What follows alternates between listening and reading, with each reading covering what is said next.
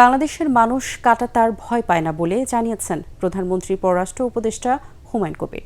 পশ্চিমবঙ্গ সরকারের কাঁটাতার দেওয়ার বিষয়টি পর্যবেক্ষণ করছে ঢাকা বলে জানিয়েছেন তিনি। পররাষ্ট্র মন্ত্রণালয়ের ব্রিফিংয়ে তিনি আরও জানান, পররাষ্ট্রমন্ত্রীর চীন সফরে তিস্তা প্রকল্প নিয়ে ভালো অগ্রগতি হয়েছে। চীনের এক্সিম ব্যাংক অর্থায়ন করবে বলেও জানান তিনি। সময় নির্ধারণ না হলেও প্রধানমন্ত্রী তারেক রহমানের চীন সফরের বিষয়টি নিশ্চিত করেছেন পররাষ্ট্র উপদেষ্টা।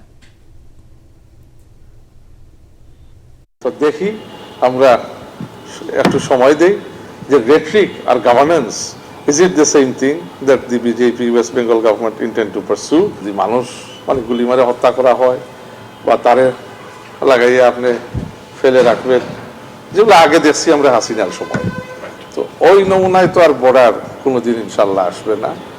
আর ওই নমুনায় যদি কেউ বর্ডার করতেও চায়, এই বাংলাদেশ সেই জঘন্য গোলামি বাংলাদেশ না যে বসে দেখবে।